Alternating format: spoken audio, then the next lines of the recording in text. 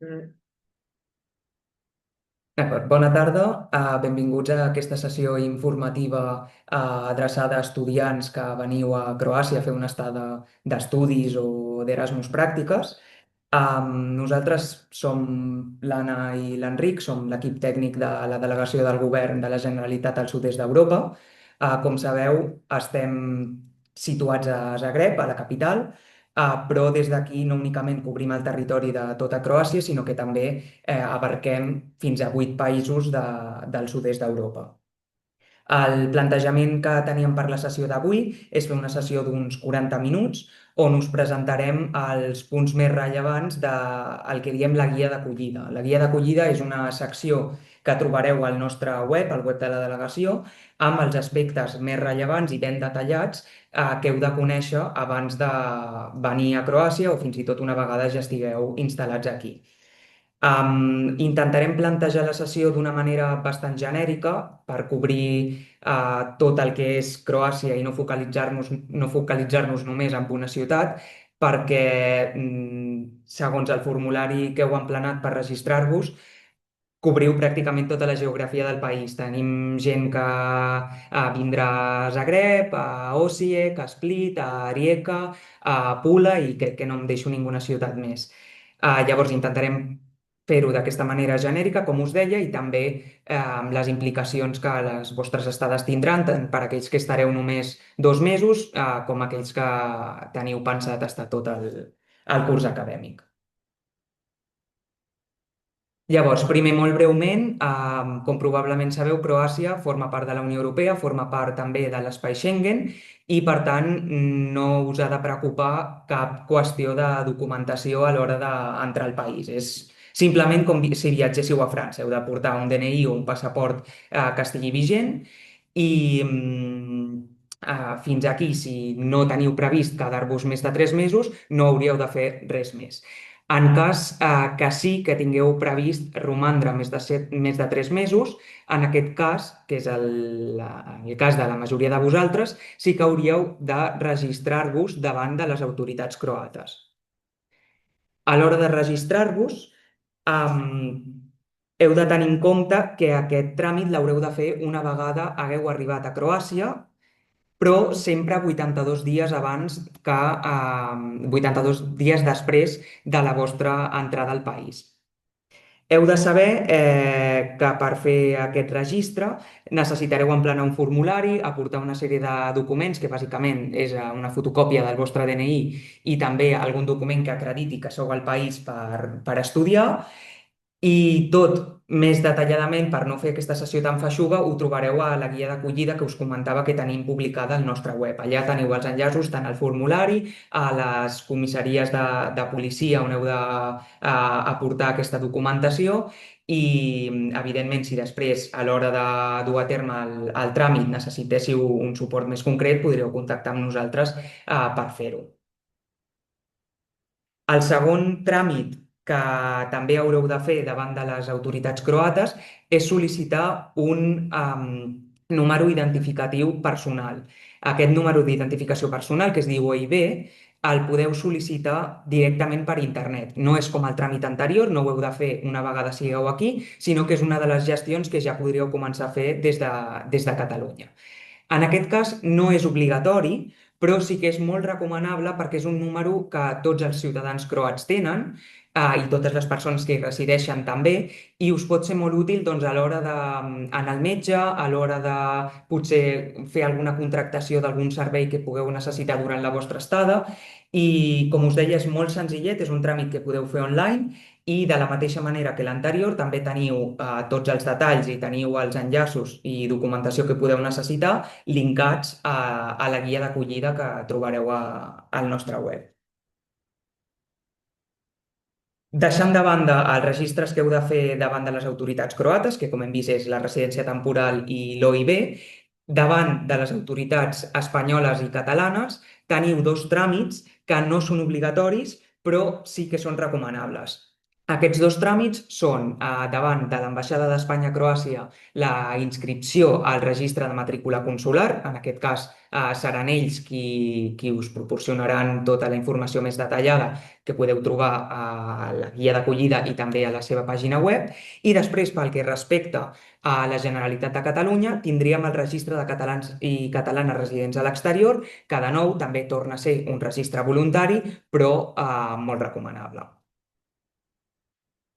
Deixant de banda els registres tant davant d'autoritats croates com d'autoritats catalanes i espanyoles, comentar sobre les aduanes, que de la mateixa manera que amb documentació tampoc tindreu cap problema, a nivell d'aduanes tampoc haureu de passar cap control més enllà dels controls de passaport que es poden donar. Sí que és cert que Croàcia fa frontera amb tres països que no formen part de la Unió Europea, amb Sèrbia, amb Bòsnia-Hercegovina i amb Montenegro, i en cas que durant la vostra estada viatgéssiu a algun d'aquests tres països, sí que hauríeu de passar un control fronterer que no requereix més que ensenyar el vostre DNI i tenir en compte que hi ha certes mercaderies com determinades quantitats de tabac, d'alcohol o fins i tot de productes càrnics, productes làctics, que no es poden passar per aquestes fronteres o que s'han de passar amb unes quantitats determinades que sí que hauríeu de tenir en compte.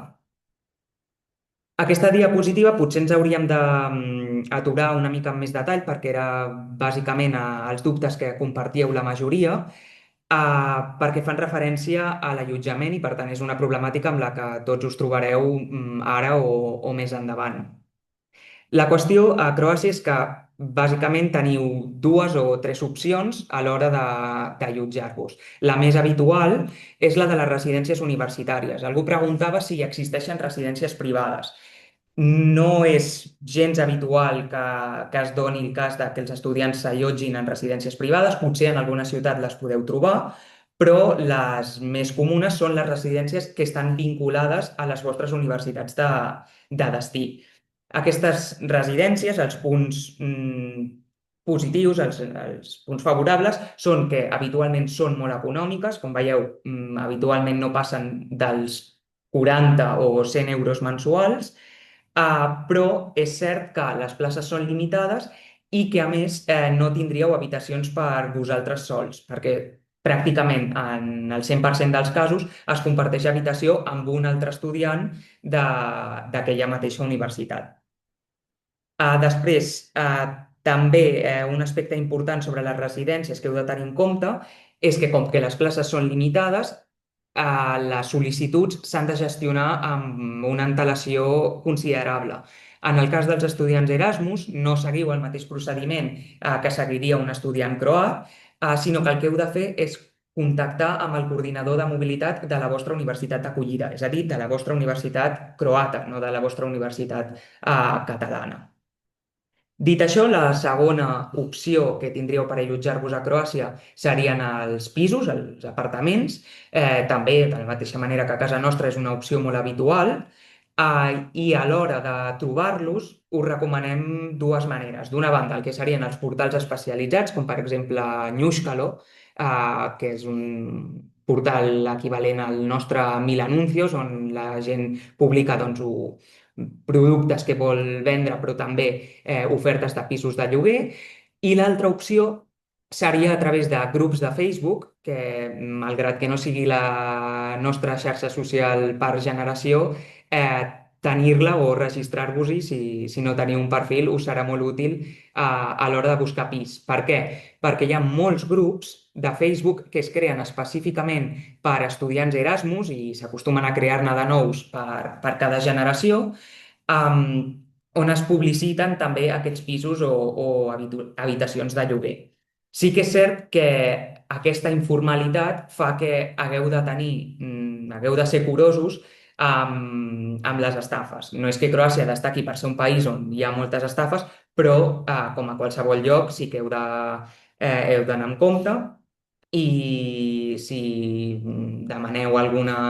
feu alguna sol·licitud a algun d'aquests pisos perquè us interessa, intenteu que us donin les màximes assegurances de que que aquest pis existeix i que no us passarà que després arribareu a la ciutat en qüestió i us n'adonareu doncs, que aquest pis no existia. Per tant, sempre que pugueu fer videotrucada amb les persones que ja hi viuen o amb els propietaris, que us puguin ensenyar el pis a través d'aquesta videotrucada, molt millor. Simplement això, insistir en que en què sigueu curosos i ja està.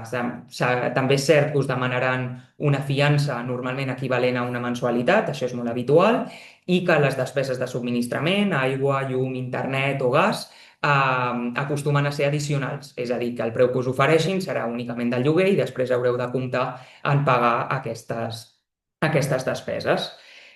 Com a tercera opció, simplement esmentar-la, si no us poguéssiu inscriure en una residència o trobar una habitació en un apartament, sempre teniu l'opció d'hostals i pensions.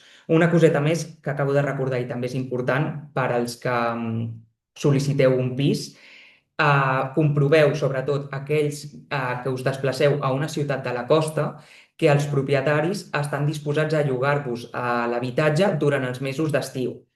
És habitual que molts estudiants, potser als mesos de juny o setembre, al ser mesos de demanda turística, es trobin que els seus propietaris els fan fora del pis perquè decideixen dedicar-lo a lloguer de vacances.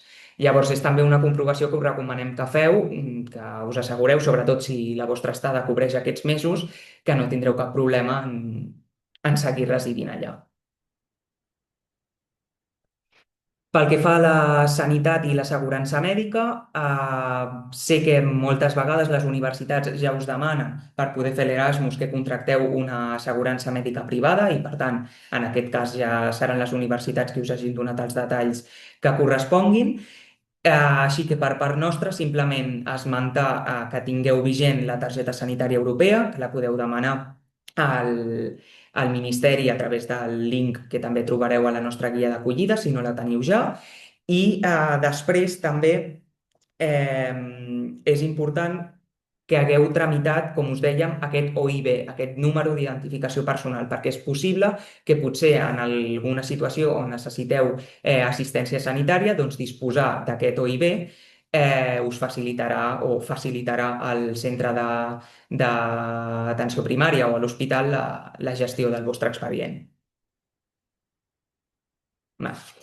Pel que fa a contractació de serveis addicionals, molt probablement no ho necessiteu, però tingueu en compte, per exemple, que per obrir un compte bancari, en cas que hagueu de rebre algun ingrés perquè estigueu treballant a Croàcia o perquè les vostres pràctiques siguin remunerades, també us caldrà disposar d'aquest número d'identificació personal que, com us comentava abans, ja podeu sol·licitar des de Catalunya i no cal esperar a arribar aquí.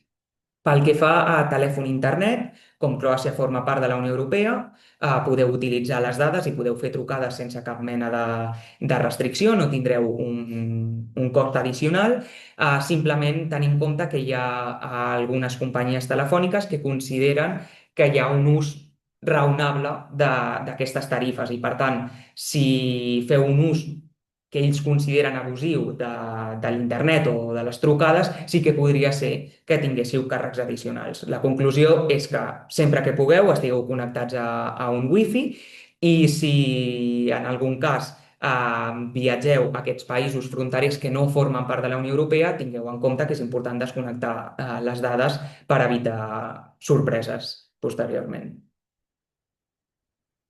Pel que fa al transport públic, de manera més genèrica, sí que us volíem comentar que Croàcia disposa d'una xarxa de trens, però és molt més útil que utilitzeu els autobusos, les múltiples empreses privades d'autobusos, per fer desplaçaments que siguin llargs. El tren és cert que és un mitjà assequible, que està molt bé de preu, per distàncies curtes, especialment des de la capital, pot ser útil, però si heu de fer un desplaçament considerable sempre serà molt més fàcil, tindreu moltes més opcions d'horaris i de rapidesa amb els autobusos que no pas amb els trens.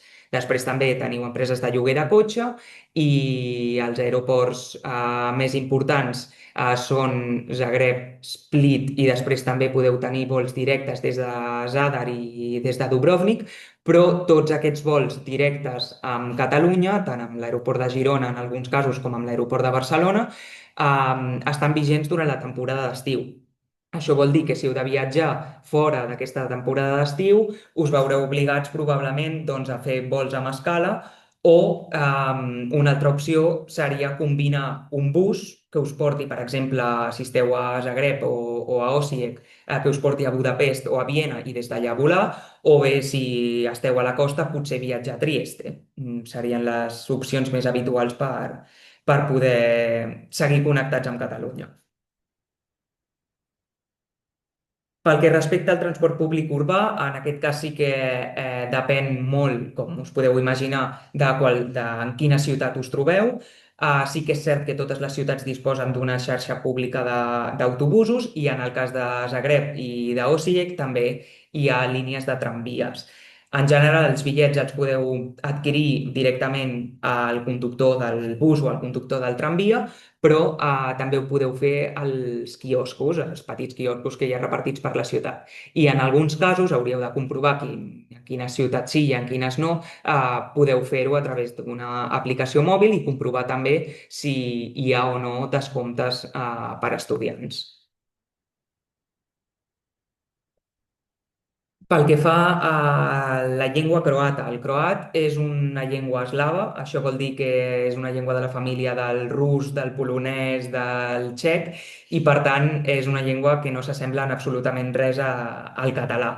Si algú té interès en una primera aproximació al croat, us serà útil saber que la Facultat d'Humanitats i Ciències Socials de la Universitat de Zagreb ofereix cursos en línia gratuïts per tothom, no únicament pels seus estudiants, que en cas de que us interessés podríeu començar a cursar. I després també saber que aquestes quatre ciutats principals de Croàcia també ofereixen doncs, cursos presencials als que us podríeu inscriure una vegada haguéssiu arribat al país. Si algú també té interès en treballar a Croàcia durant la vostra estada, heu de saber sobretot que necessitareu aquest número d'identificació personal, aquest OIB, i que haureu de tenir inscrita la vostra residència temporal al país. Això us recordo que és obligatori per totes les persones, tots els ciutadans que tinguin previst ser a Croàcia més de 3 mesos. A l'hora de trobar feina us pot ser útil, de nou, aquests grups de Facebook que també s'utilitzen per trobar pis i també és interessant que us apropeu als centres d'estudiants que estan vinculats a cadascuna de les universitats croates perquè ja s'ofereixen doncs, llocs de feina que estan expressament plantejats per estudiants. Algú preguntava també en el formulari quines opcions culturals o quines opcions de lleure per socialitzar existeixen a Croàcia. Croàcia té, si algú la coneix ja perquè hi heu viatjat com a turistes, té múltiples opcions pel que respecta a patrimoni cultural, però també és molt habitual que s'organitzin festivals de cinema, esdeveniments musicals, que de nou depenen de cada ciutat. L'esport també és un element fonamental de la vida a Croàcia, se li dona molta importància i molts estudiants Erasmus, doncs, durant la seva estada, decideixen apuntar-se a algun club de futbol o algun club de bàsquet o d'algun esport al que tinguin interès, perquè aquestes opcions existeixen i és una manera molt útil de conèixer altres estudiants i de conèixer també, sobretot, doncs, a persones locals. Pel que fa a la vida d'estudiants, havíem anotat tres aspectes que sí que us volíem comentar, que consideràvem que eren interessants que coneguéssiu. D'una banda, els centres d'estudiants, que ja hem esmentat en aquesta presentació, perquè us dèiem que us poden ajudar a trobar feines d'estudiants en cas que tinguéssiu interès, però també gestionen el que s'anomenen mensa. Les menses són uns menjadors exclusivament per a estudiants on amb el vostre carnet d'estudiant podreu dinar, podreu sopar per preus realment molt, molt assequibles. Des de 1 o 2 euros podeu tenir un menjar un àpat complet sempre que hi aneu amb el vostre carnet. Després també és interessant que conegueu la ESN, l'Erasmus Student Network, potser alguns us sona ja, perquè són una organització que té presència a tota Europa i habitualment estan presents també a totes les universitats de Croàcia i és bàsicament una xarxa d'estudiants croats que acullen als estudiants que arribeu d'Erasmus organitzant doncs, activitats, organitzant festes. També tenen un programa molt interessant d'intercanvi lingüístic en el que us vinculen amb un estudiant croat perquè pugueu aprendre el seu idioma o vosaltres ensenyar la vostra o simplement fer-vos amics i que us ajudin amb determinats procediments que potser considereu que us va bé conèixer algú local.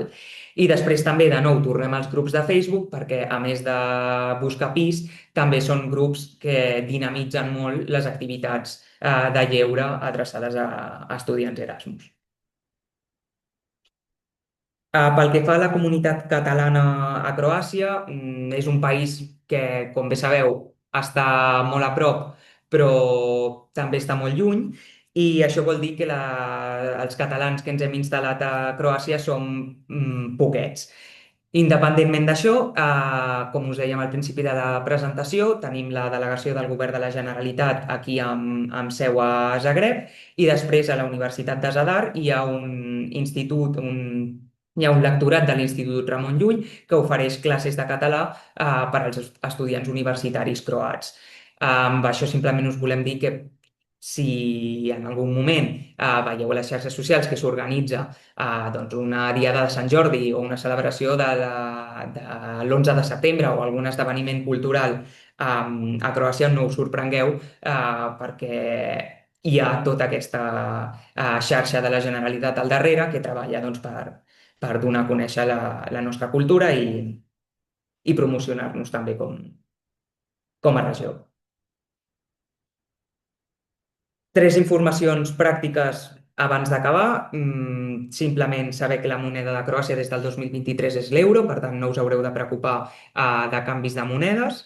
Tampoc us haureu de preocupar per canvis d'hora perquè el fus horari és el mateix que el que tenim a Catalunya i el telèfon d'emergències, al ser Unió Europea, també torna a ser el 112. A l'hora de contactar amb nosaltres, en cas que tingueu cap necessitat, podeu fer-ho a través del correu electrònic genèric, podeu fer-ho també a través del nostre telèfon i també us animem a que seguiu les nostres xarxes socials, a Instagram, a Twitter i a Facebook doncs, per estar al dia potser d'algun esdeveniment que organitzem i que us interessa participar. Després, insisteixo de nou en que visiteu la nostra pàgina web perquè allà és on trobareu la guia d'acollida. I a la guia d'acollida, insisteixo, trobareu els enllaços i les informacions que us hem explicat de forma molt més detallada perquè pugueu anar seguint pas a pas, sobretot el que són informacions de caire més administratiu i més feixuc, on crec que sí que us serà imprescindible poder rellegir i poder revisar tranquil·lament quins són els procediments que heu de seguir. Dit això, convidar-vos a que ens visiteu, si tant aquells que sou a Zagreb com aquells que hi tingueu previst passar. I a partir d'aquí us donem peu a vosaltres perquè pregunteu tot el que vulgueu, ampliem, tornem enrere a la presentació si hi ha algun aspecte que vulgueu aprofundir. I, evidentment, si algú vol aprofitar que són pocs per presentar-se i per explicar-nos el que vindrà a estudiar i a quina ciutat, vosaltres mateixos, endavant. Estarem encantats d'escoltar-vos.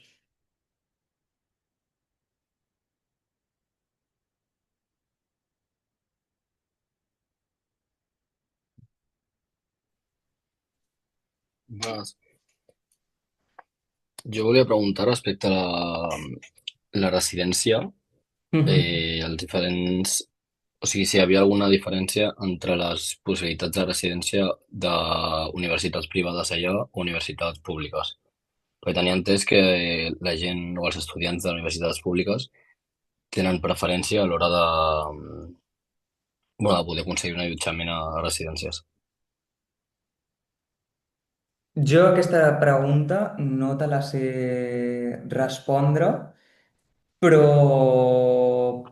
entenc que tindria sentit que fos així, que els estudiants de les universitats públiques tinguin un accés preferent. Sí. En qualsevol cas, el que sí que està clar és que el procediment que segueixen els estudiants croats, siguin de universitats públiques o universitats privades, és diferent al que heu de seguir vosaltres. Per tant, sigueu estudiants d'universitats públiques o privades, contacteu sobretot amb el coordinador de mobilitat internacional de la universitat de destí i que aquesta persona us proporcioni tots els detalls que necessiteu i els terminis, perquè els terminis depenen de cada universitat i per tant depenen també de cada residència. Perfecte, vale. Ok, moltes gràcies.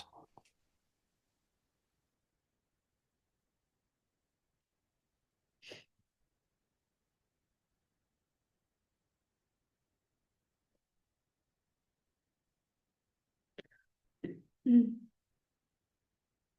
Hi ha algú més que vulgui intervenir, que es vulgui presentar?